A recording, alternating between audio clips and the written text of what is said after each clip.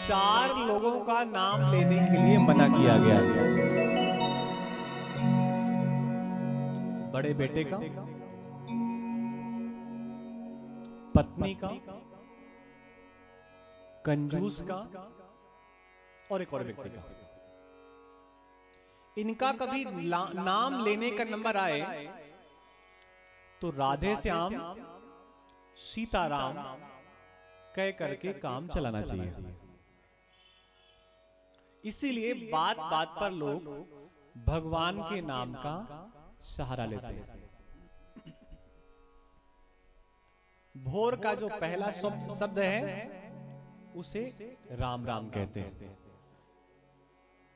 ये भोर का जो पहला शब्द है क्या है? बोलो बोलो। राम राम। किसी के यहां बालक पैदा हो तो क्या बोलते हैं? कौन पैदा हुआ है? बोलो। राम आए हैं। कौन आए हैं? राम। किसी के प्राण चले गए तो कौन निकल गए? राम निकल गए। रास्ते पे कहीं जा रहे हैं और गंदगी दिखाई दे पड़ जाए तो भी एक शब्द निकलता है क्या? राम राम। कितनी गंदगी पड़ी हुई है। किसी को कष्ट हो तो भी शब्द निकलता है क्या? राम राम। कितना कष्ट है। और कोई बड़ा आदमी हो जाए, अरे राम की कृपा है, क्या कहे ना। तो ऐसा लगता है कि जो राम शब्द है वो आवरण के जैसा है, अवगुणों को छिपाता है, गुणों की वृद्धि करता है। तो इसलिए भगवान के नाम 2-4 बार खट्टे मीठे ढंग से जरूर लेना चाहिए। नारायण का नाम लिया तो यम के दूत जो प्राण लेने आए थे उसी समय भगवान के दूत आ गए और भगवान के दूतों ने यम के दूतों से युद्ध किया और अजामिल को अपने साथ भगवान के धाम ले गए। षष्ठम स्कंद है, जो 6वां स्कंद है, इसमें 3 लोगों की कथाएं हैं। एक मनुष्य की कथा है। हमने मनुष्य की कथा सुनी कि अजामिल ने भगवान को प्राप्त किया। दूसरी कथा देवता की है जिनका नाम है इंद्र। एक बार इंद्र, इस कथा का मतलब यह है कि एक मनुष्य जिसने जीवन भर पाप किया, अंत में उसने भगवान का नाम लिया तो भगवान के धाम पहुंच गया। ये पहली कथा हो गई। दूसरी कथा, इंद्र एक दिन अपने सिंहासन पर बैठा हुआ था और उसी समय उसके यहां नृत्य गीत का कार्य चल रहा था। अप्सराएं नृत्य कर रही थी, गंधर्व लोग गीत गा रहे थे। उसी समय देवताओं के जो गुरु हैं बृहस्पति वहां पर आ गए और इंद्र ने देखा कि गुरुजी आए हैं। लेकिन इंद्र ने सोचा कि गुरुजी को अगर प्रणाम करेंगे तो इतना सुंदर गीत का कार्यक्रम चल रहा है, नृत्य का कार्यक्रम चल रहा है और इसमें विघ्न आ जाएगा। इसलिए इंद्र ने गुरु की ओर नहीं देखा, नृत्य गीत पर लगा रहा। गुरुजी को आभास हो गया कि इंद्र को अब हमारी आवश्यकता नहीं है। गुरुजी चले गए वापस, लेकिन थोड़ा सा रूठ गए। इंद्र को जब सांझ को जब नृत्य गीत समाप्त हुआ, याद आया कि गुरुजी आए थे, तो गुरुजी की तलाश में गया, लेकिन गुरुजी नहीं मिले। तब इंद्र भगवान के पास गया और भगवान से कहा, भगवान आप बताइए हम क्या करें? बहुत ध्यान से समझिएगा। मैं रोज एक बात बताऊंगा, वो ये कि ये भागवत कथा केवल गीत संगीत का कार्यक्रम नहीं है। ये केवल इतना नहीं है कि लड्डू पेड़ा चढ़ा दिए और प्रसाद ले लिया, 3 घंटे का टाइम पास हो गया और जिन सहेलियों से नहीं मिल पा रहे थे उनसे मिल लिया। ये कथा जीवन सिखाती है। प्रातः काल उठी के रघुनाथा, प्रातः काल उठी के रघुनाथा, प्रातः काल उठी के रघुनाथा, प्रात काल उठी के रघुनाथा प्रात काल उठी के रघुनाथा प्रात काल उठी के रघुनाथा मातो पिता गुरु नावई माथा मात पिता गुरु नावई माता प्रात काल उठ के रघुनाथा मात पिता गुरु नावई माता। भागवत कथा हो ये राम कथा हो, वो ये सिखाती है कि भले ही धरती पर भगवान आए, लेकिन भगवान ने पहला कार्य सुबह उठ करके क्या किया? माता पिता और फिर गुरुजी। मात पिता गुरु नावई माता। इसमें सब कुछ है। ये केवल ऐसा ही नहीं है कि नाचे गाए खेल कूद और फिर निकल लिए, नहीं। एक एक कथा बहुत कुछ संदेश देगी। अगर श्रद्धा हो तो कंकड़ में भी शंकर दिखाई देते हैं, और श्रद्धा ना हो तो शिव में भी 100 दिखाई देता है। जीव शिव बन सकता है, बस वो केवल करना चाहे। नारद जी ने अपने गुरु का अपमान किया, गुरु जी को देखा नहीं, लेकिन राम जी ने कभी गुरु का अपमान नहीं किया। गुरु ही प्रणाम मन ही मन की ना। धनुष उठाने जा रहे हैं, अब वहां प्रणाम करेंगे गुरु जी को तो लोग सोचेंगे कुछ और, तो धनुष को तो बाद में उठा रहे हैं, गुरु जी को प्रणाम मन ही मन कर रहे हैं। इंद्र ने भगवान से कहा क्या करें, तो भगवान ने कहा ऐसा करो, धरती पर चले जाओ, और धरती पर एक महात्मा है जिनका नाम है त्वष्टा। क्या नाम है? त्वष्टा, बोलिए त्वष्टा। और उनके पुत्र का नाम है विश्वरूप। ये धरती का व्यक्ति है और इनको अपना गुरु बनाइए। तो इंद्र ने विश्वरूप को गुरु बनाया। विश्वरूप के जो पिता हैं वो देवता कुल के हैं, और जो माता है वो दैत्य कुल की है। तो विश्वरूप जब यज्ञ करते हैं तो एक आहुति अपने पिता को देते हैं, पिता के कुल को यानी कि देवताओं को, और एक आहुति माता के कुल को देते हैं यानी कि दैत्यों को। लेकिन विश्वरूप कहाँ है? स्वर्ग में। किसका यज्ञ करवा रहे हैं? देवताओं का। मैं फिर याद दिलाना चाहता हूं कि इंद्र के गुरु कौन बने? धरती का व्यक्ति जिनका नाम था विश्वरूप। लेकिन जब एक दिन इंद्र को पता चला कि ये तो दैत्यों को भी बल दे रहे हैं, तो इंद्र ने विश्वरूप की हत्या कर दी। समझिएगा, विश्वरूप का मतलब गुरु की हत्या कर दी। विश्वरूप ने कुछ गलत नहीं किया था। अगर आप 4 पैसे अपने पिता को दे रहे हैं और 1 पैसे नाना को भी दे रहे हैं तो उसे बुराई क्या है? आपके लिए तो दोनों बराबर हैं। बस फर्क इतना है कि नाना थोड़ा नहीं रहते पास में तो प्रेम कम है, पिता निकट रहते तो प्रेम ज्यादा है। आपके लिए दोनों वही है, सेम है।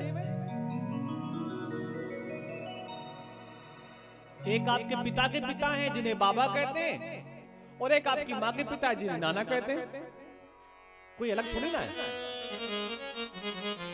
विश्वरूप ने अपने गुरु का वध किया तो त्वष्टा को बहुत कष्ट हुआ, और त्वष्टा ने यज्ञ किया, परिणाम में एक असुर प्रकट हो गया। यज्ञ में मंत्रों का क्रम बदल गया। अगर हम स्वयं से पूजन कर रहे हैं और अच्छे मन से पूजन कर रहे हैं तो भले ही मंत्र गड़बड़ हो जाए, कोई असुविधा नहीं है। लेकिन किसी का बुरा हो इसके लिए पूजन कर रहे हैं और मंत्र अगर उलट गए तो परिणाम अच्छे नहीं होंगे। त्वष्टा ने जो यज्ञ किया था वो देवताओं को पराजित करने के लिए किया था, तो मंत्रों का क्रम थोड़ा सा बदला, तो जिसको वो जन्म देना चाह रहे थे वो नहीं आया, एक असुर पैदा हो गया। नाम था वृत्तासुर। क्या नाम था? वृत्तासुर। वृत्तासुर पितृभक्त है, पिता का भक्त है। और वृत्तासुर जब स्वर्ग में गया तो देवताओं ने समझ लिया कि वृत्तासुर क्या है, अजेय है। अजेय का मतलब जिसे जीता ना जा सके, ऐसा है वृत्तासुर। तो सभी के सभी देवता स्वर्ग को छोड़ करके भाग गए, क्योंकि वृत्तासुर पितृभक्त था, पिता का भक्त था। पिता का आशीर्वाद वृत्तासुर के ऊपर था। और ये सही बात भी है, अगर माता पिता का आशीर्वाद है तो व्यक्ति आगे ही बढ़ता रहता है, पीछे पलटने की उसे आवश्यकता कभी जीवन में नहीं पड़ती।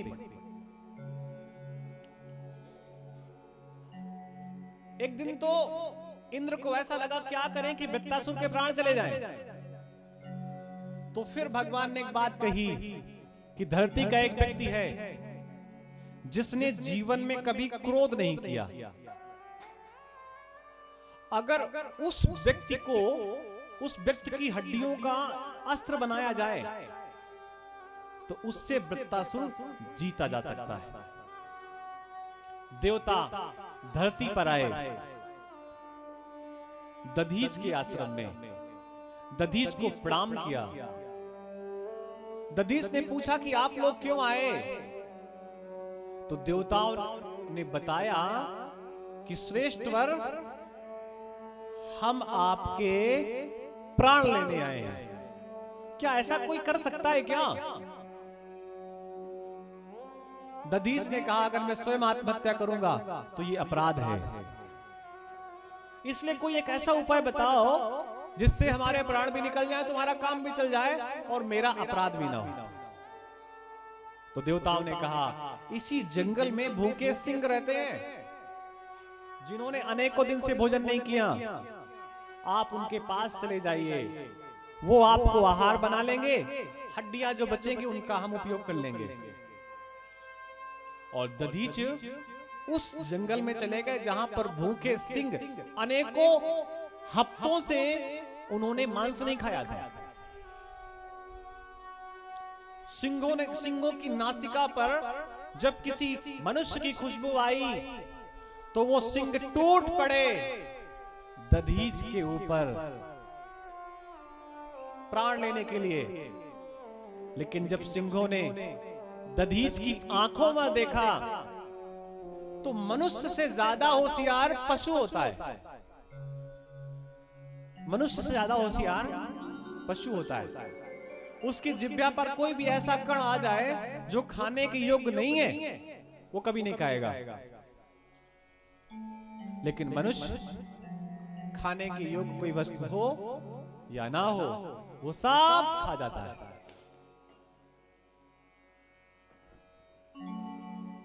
सिंहों ने जब देखा दधीच की आंखों पे तो मालूम पड़ा कि इन्होंने तो कभी जीवन में अपराध ही नहीं किया,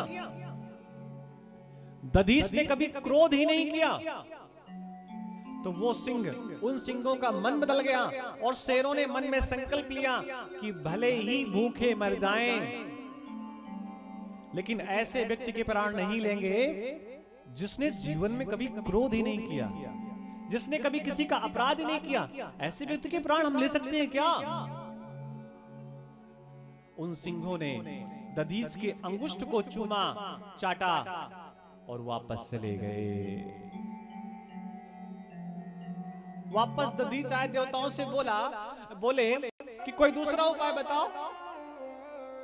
तो देवताओं ने दधीच के पूरे शरीर पर शर्करा और गुड़ मिष्ठान लगा दिया और कहा अब आप जाइए।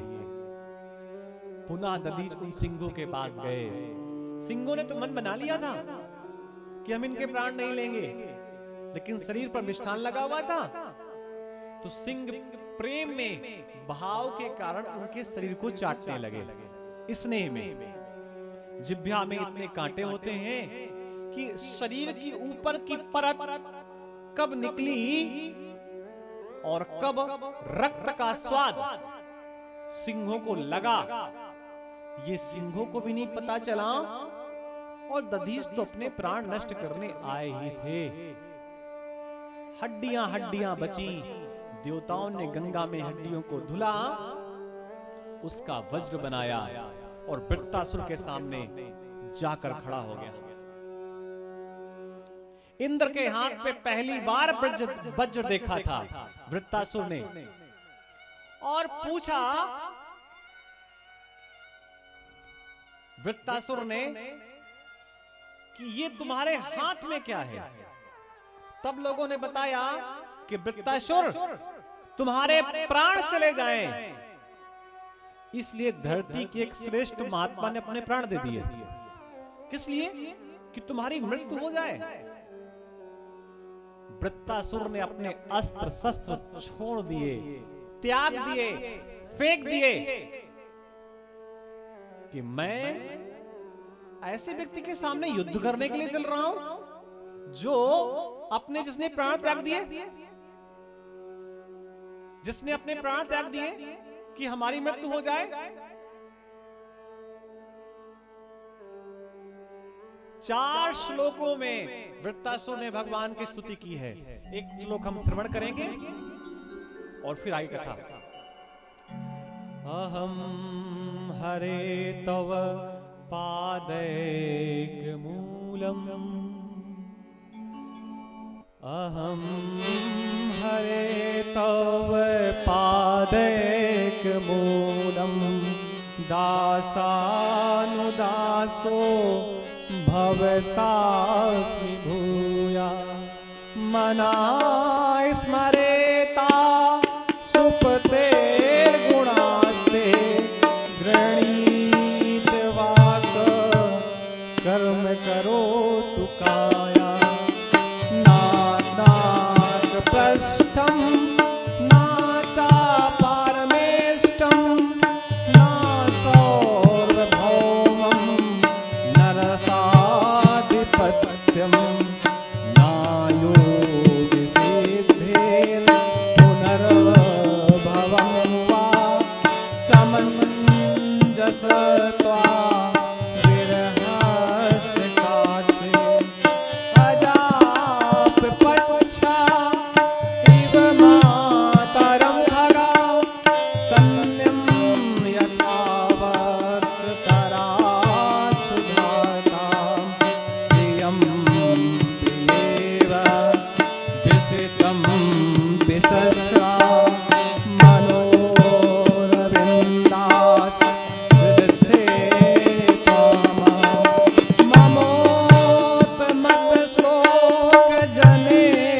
सुसख्यं, संसारचक्रे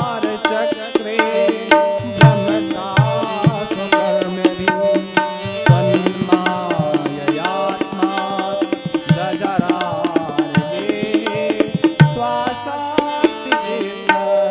नरनाथ भूयात्। तबला बजाने वाला हो तो तबला भी बोलता है। एक पिक्चर आई थी बहुत पहले जिसमें एक गीत था, खई के पान बनारस वाला, आपको खाना नहीं है। उस गीत में अनेकों लोगों ने अपने यंत्रों का प्रयोग किया। किसी ने उसमें आर्गन बजाया, किसी ने कीपैड, किसी ने कुछ, किसी ने तबला और किसी ने ढोलक भी बजाई। वहां तो सारे यंत्र बजते हैं, हमें नहीं पता रहता कितने यंत्र बज रहे हैं। लेकिन उस गीत में और वैसे ही अनेकों गीतों में जिन्होंने अपनी कला का प्रदर्शन किया, तो ये हमारे बगल में पूरे 6 सालों से ढूंढते रहे प्रधानमंत्री जी, विकास कहां है, विकास कहां है, तो विकास यहां है। और इनके पिताजी ने उन जैसे अनेकों गीतों में अपने हाथों की प्रस्तुति दी। जो गीत गा रहे हैं तो ये सर्व सुलभ नहीं है राकेश जी। इनके भी अनेकों गीत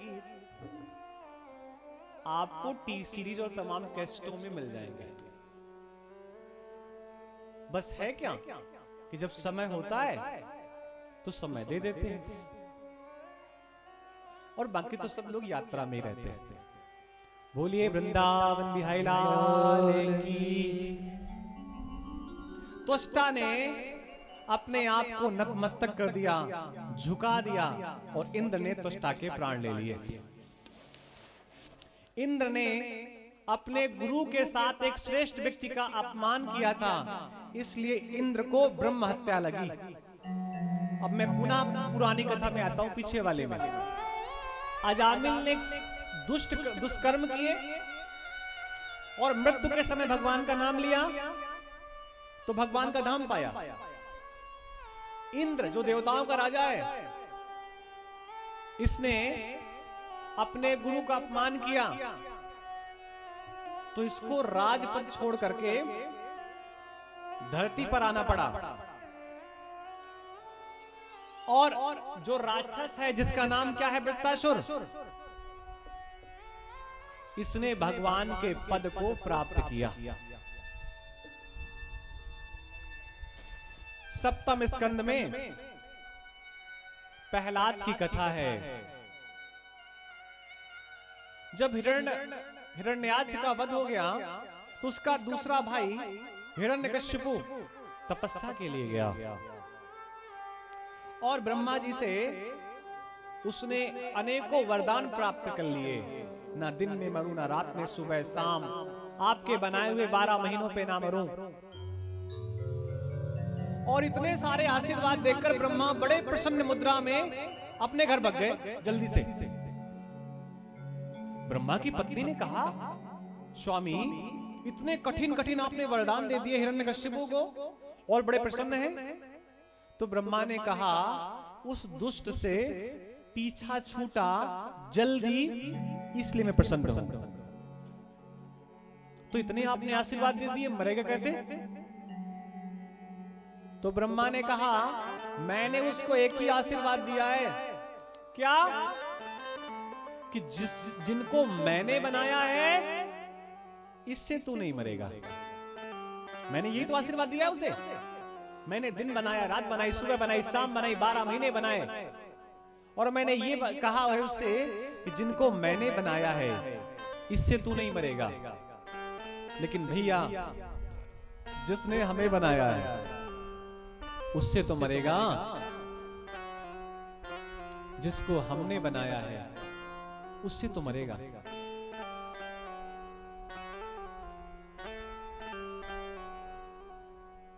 वापस आया, अपने पुत्र को बाध्य किया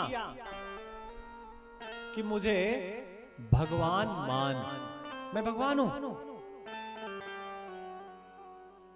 लेकिन पुत्र ने कहा, पिताजी ईश्वर तो केवल एक ही है। गुरुद्वारे में 2, 3, 4, 5 बातें नहीं कही जाती, एक ही बात कही जाती है। क्या? एक ओंकार। एक ओंकार। 2, 3, 4, 5, 6, 7 नहीं है, एक है। प्रहलाद जी ने अपने पिता से कहा कि पिताश्री, ईश्वर तो वही है जिनका नाम हरि है, आप भी उनकी भक्ति करो। अनेकों प्रकार से मारने का प्रयास किया, हाथी से दबाने का प्रयास किया, जलती हुई कड़ाही पे जलाने का प्रयास किया, पहाड़ से नीचे फेंका। और भैया एक दिन तो उसकी बहन आ गई और उस बहन ने कहा, भैया परेशान क्यों होता है? जब तक मैं हूं तब तक तू परेशान मत हो। ऐसी बुआ किसी को न मिले जो पुआ खिलाने की अपेक्षा बालक के प्राण लेने का प्रयास कर रही है। उसने कहा, ब्रह्मा ने हमें आशीर्वाद दिया है कि मैं अग्नि पर जिस वस्तु को लेकर के बैठ जाऊंगी वो तो जल करके राख हो जाएगी, लेकिन मुझे कुछ नहीं होगा। ब्रह्मा ने आशीर्वाद दिया था कि अगर कोई अग्नि में जल रहा है और तू उसे बचाने के लिए कूद पड़ेगी तो तेरे प्राण बच जाएंगे। लेकिन उसने जिद की, बालक को लेकर के बैठ गई। किसी का कार्य कभी व्यर्थ नहीं जाता। स्वयं तो जल करके राख हो गई, प्रहलाद जी का कुछ नहीं बिगड़ा, और बदले में हम सभी को रंगों का त्योहार दे गई, होली के रूप में। स्वयं जल गई और संसार को संदेश दिया कि गंदगी हमेशा जलती ही है। एक दिन तो हिरण्यकश्यप ने पूछा, बता तेरा भगवान कहां है? प्रहलाद के बगल में खंबा खड़ा था। तो ऐसे ही अनायास प्रहलाद तो कुछ और कहना चाह रहे थे कि भगवान कहां नहीं है, लेकिन प्रहलाद ने ऐसे ही कह दिया कि पिताश्री वो तो सब जगह है, तो बता यहां कहां पे है? हिरण्यकश्यप को खंबा दिखाई दिया, पूछा क्या इस खंबे में भी है? तो प्रहलाद के मुख से निकल पड़ा, हाँ पिताश्री खंबे में भी है। वो जो हमेशा सोता रहता है, शांताकारं भुजग शयनम पद्मनाभं सुरेशम विश्वधारं गगन सदसम मेघवर्णं शुभांगम लक्ष्मीकांतं कमलनयनम योगविद्यानगम्यं वंदे विष्णु भवभयहरं सर्वलोकैकनाथं। जो हमेशा सोता रहता है, उसकी अचानक आंख खुली कि मेरे भक्त ने क्या कह दिया? मेरे भक्त ने कह दिया कि मैं खंबे में हूं। तो सोने वाला जग करके खंबे के अंदर बैठ गया पहले से ही कि मेरे भक्त ने कह दिया मैं खंबे में हूं, तो अहम भक्त पराधीनो, मैं भक्त के अधीन हूं। हिरण्यकश्यप को आवेश आया, अपनी गदा उठाई, खंबे पर जोर से प्रहार किया, खंबा टूट पड़ा और अचानक उससे एक दिव्य छवि निकल करके आई। हिरण्यकश्यप पहचान नहीं पाया ये कौन है। ये तो ना नर दिख रहा है, ना पशु दिख रहा है, ना सिंह दिख रहा है, ना कोई शावक है, ना पंछी है, ना मनुष्य है, ना बंदर है। ये है कौन? लेकिन उनके भक्त को इतना कष्ट मिला था कि भगवान अपने आप को संभाल नहीं पाए। वैसे भगवान बहुत मौका देते हैं, नारायण को क्रोध नहीं आता। जलधि न मानत जड़ाधि जड़ गए 3 दिन बीत। 3 दिन बीत गए, भगवान बैठे आंख बंद करके कि शायद समुद्र मान जाए। बोले राम सको पुतप भव बिन होय न प्रिय। 3 दिन भगवान ने अभिनय किया कि मुझे क्रोध आ जाए, क्रोध आ जाए, क्रोध आ जाए। तब भगवान को क्रोध आया। लेकिन आज भगवान के भक्त को इतना भगवान को कष्ट हुआ कि रोक नहीं पाए, युद्ध करने लगे। हिरण्यकश्यपु संभल नहीं पाया, ले जाकर के गोद में उठा करके वहां बैठ गए जहां पर देहली रखी हुई थी। चीर दिया छाती को, अंतड़ियां निकली, माला के रूप में गले में पहन लिया। भक्त ने पूछा कि उस दुष्ट व्यक्ति की अंतड़ियों को आपने गले में धारण किया, क्यों? तो हिरण्य भगवान ने कहा, नरसिंह भगवान ने, कि इन्हीं की तो रक्त कणिकाओं से मेरे भक्त का जन्म हुआ है, इसलिए मेरा भक्त तो योग्य है ही। इसका पिता भी विशेष पुण्य का भागीदार है। हिरण्यकश्यपु का वध करने के बाद भगवान इतने क्रोधित हुए कि किसी की हिम्मत नहीं हुई कि भगवान के सामने चला जाए। सभी देवता आए और एक एक श्लोकों में भगवान की स्तुति करके चले गए। नारद जी को लगा इनकी पत्नी को बुलाएं तो शायद कुछ हो जाए। लक्ष्मी जी आई और लक्ष्मी ने जब भगवान के ऐसे रूप को देखा तो लक्ष्मी जी ने कहा ये मेरे वाले नहीं है, ये वो नहीं है जो शेष सैया पर सो रहे हैं और मैं चरण दबा रही हूं, ये मेरे वाले नहीं है, मैं जा रही हूं, मैं यहां नहीं रुकने वाली। तब नारद जी ने प्रहलाद जी को भेजा। भगवान ने प्रहलाद को चुंबन जड़ा, राज सिंहासन पर बैठाला, तिलक कर दिया और प्रहलाद जी को आशीर्वाद दिया कि आज के बाद मैं तेरे परिवार में किसी का वध नहीं करूंगा। मत कर तू अभिमान रे बंदे, मत कर तू अभिमान, मत कर तू अभिमान रे बंदे, मत कर तू अभिमान। झूठी तेरी शान रे बंदे, झूठी तेरी शान, मत कर तू अभिमान, मत कर तू अभिमान रे बंदे, मत कर तू अभिमान।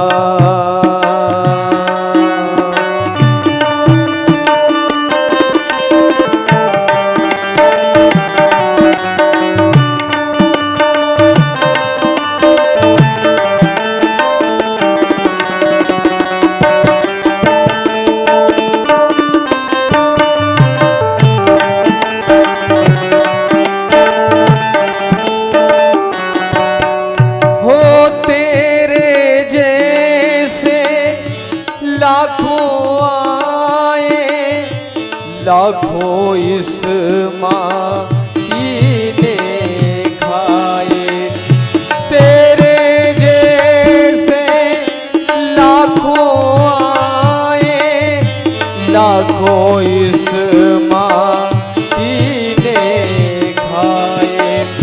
रहा न नाम निशान रे बंदे, रहा न नाम निशान, मत कर तू अभिमान, मत कर तू अभिमान रे बंदे, मत कर तू अभिमान।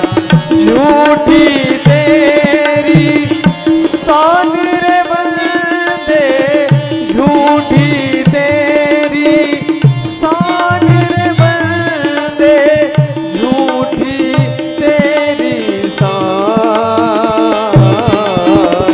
मत कर तू अभिमान, मत कर तू अभिमान रे बंदे, मत कर तू अभिमान, मत कर तू अभिमान रे बंदे, मत कर तू अभी, मत कर तू अभी, मत कर तू अभिमान।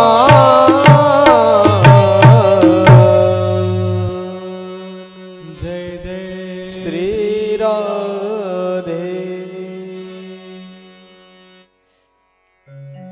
ऐसी तो बहुत सारी कथाएं हैं, लेकिन जो प्रमुख कथाएं हैं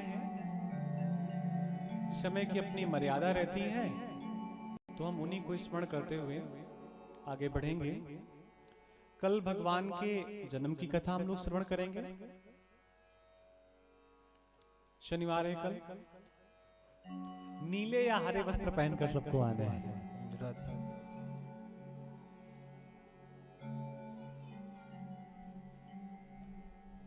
और परसों फिर ऐसी लीलाएं चलती रहेंगी।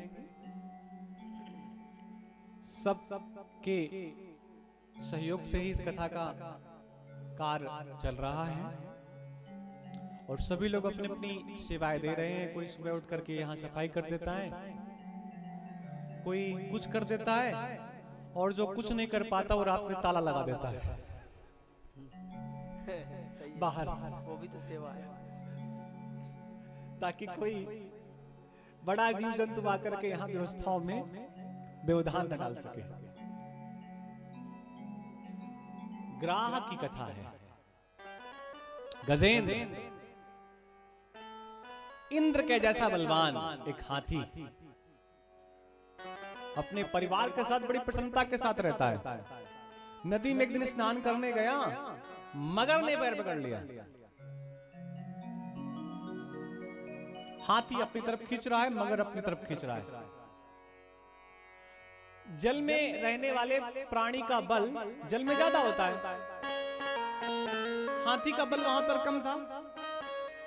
कुछ समय तक तो परिवार के लोगों ने सहायता की, और ग्रंथ में आता है 1 साल तक वो खींचता रहा। सब लोग छोड़कर चले गए। हाथी और हाथियों ने मिलकर के प्रयास किया हाथी को बाहर निकालने का, मगर के पैर से बाहर छुड़ाने का, लेकिन नहीं छुड़ा सके। 1 साल बाद जब सब लोग छोड़ करके चले गए, हाथी केवल अकेला बचा। तब मगर ने हाथी को अंदर पकड़ा और इतना खींचा कि हाथी का पूरा शरीर डूब गया, केवल गर्दन का हिस्सा बचा। फिर डूबा तो कान भी डूब गए, केवल आंखें बची और नाक, नयन, केवल नयन बचे थे। और मरने ही वाला था कि नयनों से उसे कमल दिखाई दिया।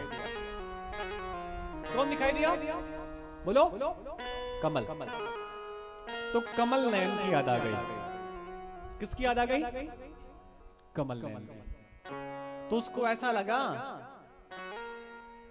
कि जब प्राण निकलने वाले हैं तो चलो मृत्यु के समय पुण्य कार्य कर लिया जाए।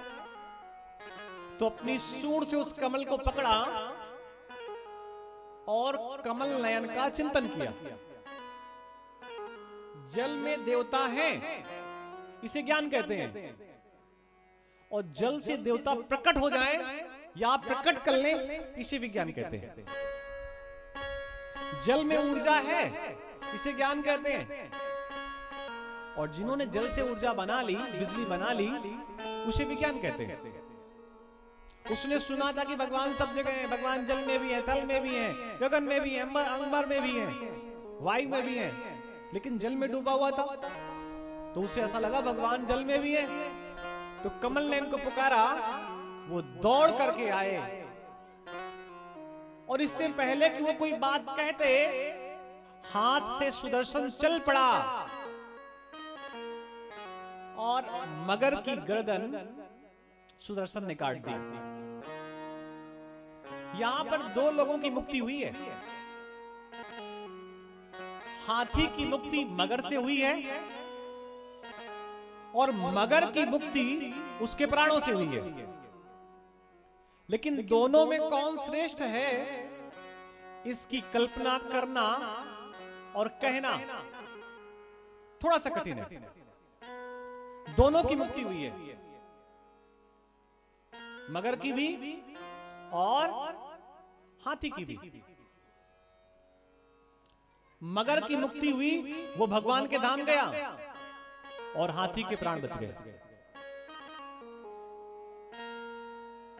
इन्हीं हिरण्यकश्यपु के परिवार में प्रहलाद के बाद विलोचन और फिर बलि की कथा है।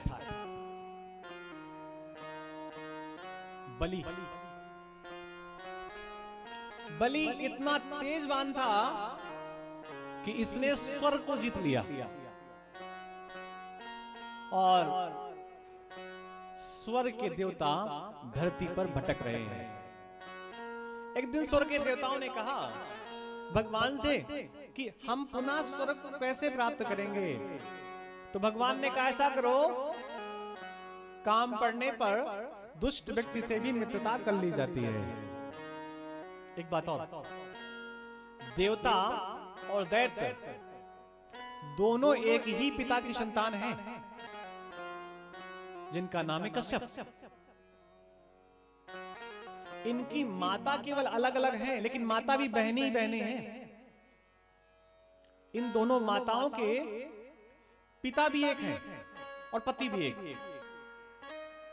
सब भाई भाई हैं, लेकिन गुणों और अवगुणों के कारण एक पूजनीय हो गए, एक को स्वर्ग का राज्य मिला और दूसरे को पाताल का। देवताओं ने मैत्री की बलि से, और बलि से कहा कि अगर हम दोनों लोग मिल जाएं और मंथन करें समुद्र का, तो समुद्र से बहुत सारे हमें रत्न मिल सकते हैं। समुद्र दो प्रकार का है, एक तो वो जो हमें जल के रूप में दिखाई देता है, और इसको भी भवसागर कहते हैं। क्या कहते हैं बोलिए? भवसागर। तो यहां मंथन किया जाए या समुद्र में, रत्न दोनों जगह निकलते हैं, और स्वर्ण से भी जो महंगे हैं। स्वर्ण की तो एक कीमत है, कितनी? 50,000। लेकिन समुद्र के रत्नों की कीमत कोई नहीं है। वहां पर भी जो गोताखोर लंबा गोता लगाते हैं,